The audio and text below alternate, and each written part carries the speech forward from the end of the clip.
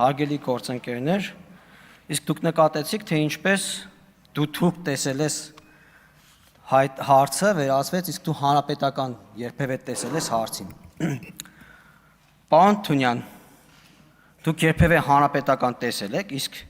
ինչ կանտով կա ունեին, իսկ ինչպես էին նրանք, ինչպեսի տեսք ունեին նրանք։ Ուժեղ Հայաստան խմբակցությունը, լինելով իրականում ռեբրենդինգ եղած հանրապետականը, հիմա ուզում է դիստանցավորվել հանրապետական կուսակցությունից, հանրապետականներից եւ մեզ փորձում է կապել հանրապետական կուսակցության հետ այս կամ այն կերպով։ Տիկին Ղարամանյանը ասում է Պապկեն Թունյանի հետ խոսելով ասում է Կարեն Կարապետյանի հետ ինչ կապ ունեք եւ այլն, չենք փոխակերպվի, չենք տեղափոխվի։ Տիկին Ղարամանյան, դուք 5-րդ Քոչանին պատկանող կամ Քոչանից աֆիլացված 5-րդ ալիքից կարող եք տեղափոխվել ըստ էության հանրապետական խմբակցություն, ԿՊ չեք տեղափոխվի, այդ ինչի։ Պրոստը հարցա թե մենք արդյոք կընդունենք ձեզ քաղաքացիական պայմանագրում, թե չենք ընդունի։ Հանրապետական ասեցի հիշեցի, պարոն Խաչատրյան, Սևակ Խաչատրյանի մասին է խոսքը։ Տնտեսագիտական համալսարանում ձեր ուսանելու տարիներին եք ձեր տնտեսագիտական գիտելիքները ստացել, թե օրինակ պարոն Մարգարյանի թեզի պաշտպանության ընթացքում հայտնի դեպքերի ժամանակ։ Եվ անդրադառնալով տնտեսական թեմաներին շատ քննարկվեց ռուս-ուկրաինական պատերազմի ազդեցությունը Հայաստանի տնտեսության վրա եւ հնայի վրա, ու պարոն Ֆարմանյանն էր, որ իմ հարցին ի պատասխան ասաց, որ ռուս-ուկրաինական պատերազմը բացառապես դրական էֆեկտ է տվել Հայաստանի տնտեսության վրա։ Պարոն Ֆարմանյան, թույլ տվեք իմ շատ վատ տնտեսագիտական գիտելիքներով, որովհետեւ ես այդ ոլորտում չեմ աշխատել կամ շատ կարճ եմ աշխատել, բայց կասկածի տակ դնել ձեր մասնագիտական որակները, որովհետև ինչպես կարելի է ռուս-ուկրաինական պատերազմի մասին խոսել, բացարձակապես նկատելով միայն այն դրական էֆեկտները, որ այն թողել է Հայաստանի տնտեսության վրա, չնկատելով օրինակ բացասական հետևանքները կամ ազդեցությունները։ Օրինակ, երբ մատակարարման շղթաները փոխվում են, պարոն Ֆարմանյան, դա ազդում է մեր տնտեսության վրա, թե չէ։ Օրինակ, ներմուծվող ապրանքների գների առաջացած դեֆիցիտը մեր տնտեսության վրա ազդում է, թե չի ազդում։ Պարոն Ֆարմանյան եւ ընդհանրապես մյուս պարոն Մանուկյանն էլ, մյուս գործընկերներից շատերն էլ խոսել էին, նախորդ բանախոսներ էր խոսում։ Օրինակ, արտահանման համար ժամանակ մեր դրամի արժևորումը ազդում է մեր տնտեսության վրա, օրինակ մեր մրցունակության վրա, մեր արտանողների, թե չէ։ Այդ ռուսաստանցի ներգաղթյալների հոսքը ազդում է մեր մոտ գների վրա, գների բարձրացման վրա, թե չէ, օրինակ անշարժ գույքի սպասարկման ոլորտի եւ այլն եւ այլն։ Էներգետիկ ոլորտի վրա ազդում է, թե չի ազդում, օրինակ բենզինի, դիզվառելիքի գների վրա ռուս-ուկրաինական պատերազմը ազդում է, թե չի ազդում, իսկ դա ազդում է մեր գյուղատնտեսության վրա, թե չի ազդում, իհարկե ազդում է։ Ինչի մասն է խոսքը։ Ու այդ 12% տնտեսական աճը, որ Հայաստանը գրանցել է, պատահական մանանա չի եղել մեր գլխին թափված, պարոն Նայք եւ Տիկ Նայք։ Այդ մեր էկոնոմիկայի նախարարությունը, մեր տնտեսությունը, մեր կառավարությունը ուղղորդել են այդ հոսքերը Հայաստան։ Այդ բա ո՞նց Սոմալի չգնացին ռուսները իրենց բիզնեսներով ու իրենց ունեցվածքով հանդերձ։ Իսկ ԵԱՏՄ անդամությունը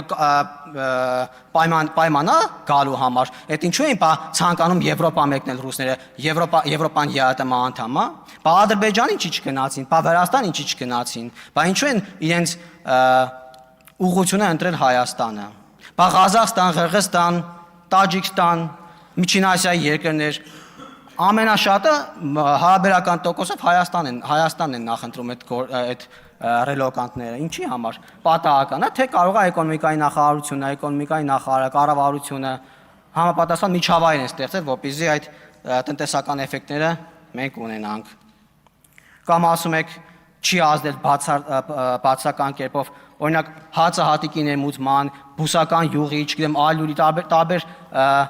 ապրանքատեսակների գծով թանկացումներ, գնաճ, ինֆլյացիա եղել է, թե չի եղել ռուս-ուկրաինական պատերազմի հետևանքով։ Ինչի մասին է խոսքը։ Ակնհայտ է, որ ռուս-ուկրաինական պատերազմը ոչ միայն դրական էֆեկտներ ա տվել Հայաստանի տնտեսությանը, այլ նաև բացասական, որոնք արդյունավետորեն կառավարվել են։ Հիմա ինչու Մոսկվայի կամ Ռուսաստանի մյուս քաղաքների նման մեր բենզալցակայանների մոտ հերթեր չեն կոյանում, որովհետև մեր մոտ կարողացել ենք դիվերսիֆիկացնել մեր ներմուծումները ու ճգնաժամերի առաջ չկանգնեինք։ Ինչպես օրինակ կանգնել էինք զենքի վաճառքի ժամանակ, երբ ավելի ուշացումով սկսեցինք այդ դիվերսիֆիկացիան։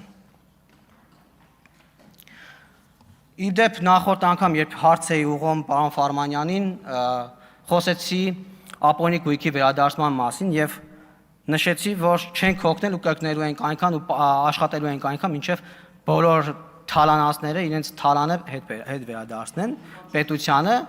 եւ նշեցի, որ ձեր խմբակցությունից կան այդպիսի մարդիկ,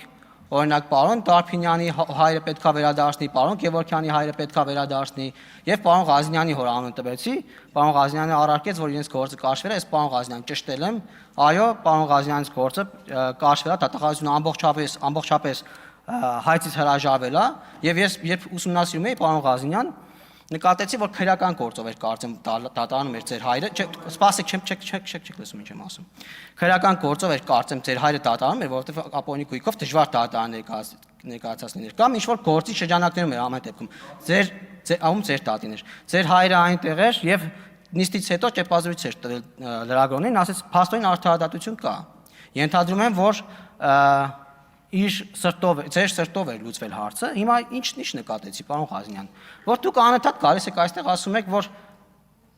քաղաքական հետապնդումներ, արդարադատության համակարգի ճգնաժամի մեջ է, որ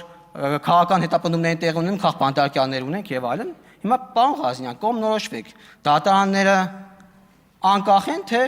մեր ենթակայության տակ են։ Եթե մեր ենթակայության տակ են, դուք ո՞նց եք արդարացվում, ո՞նց են այդ հայցերը հետ կանչվում, ո՞նց է Ռոբերտ Քոչարյանը ազատության մեջ, ո՞նց է ձեր դաշինքի իրական հերոս Սերժ Սարգսյանը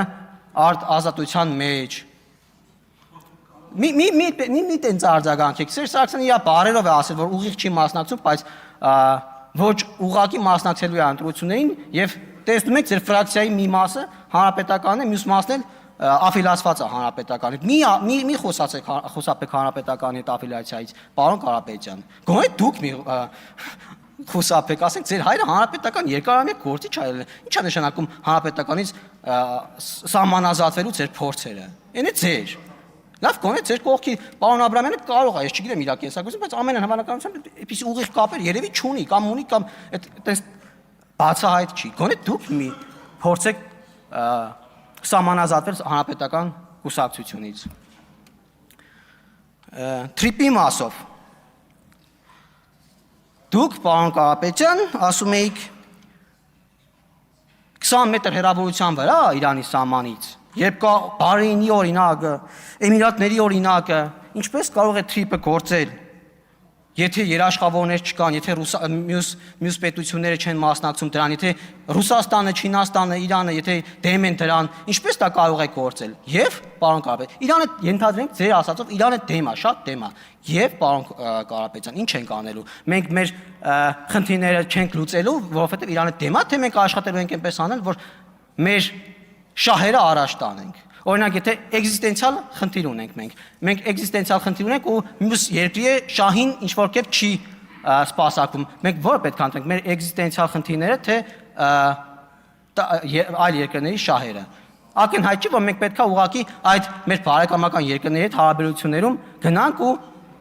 իրենց մտահոգությունները փաթելով մեր խնդիրները լուծենք։ Դուք առաջակ չեք ներկայացնում, ասում եք Իրանը դեմ է, Ռուսաստանը դեմ է, Չինաստանը դեմ է, ուրեմն ինչ թրիպը չի կարող գործել, որովհետև Բահրեյնի ու Էմիրատների օրինակը կա։ Ինչ անենք, թրիպը չանենք, պարոն Կարապետյան։ Մենք գիտենք, որ ձեր նպատակը այստեղ հայտնվելու հիմնականում առաջին նպատակը թրիպը չեղարկելն ու խաղաղության օրակարգը չեղարկելն է։ Մենք գիտենք դա, բայց դա չի ստացվելու ձեր մոտ։ Մեր ժողովուրդը իր ընտրությունը կատարել է վերջին ընտրություններին ու ընտրել է խաղաղությունն ու ապաշրջափակումը։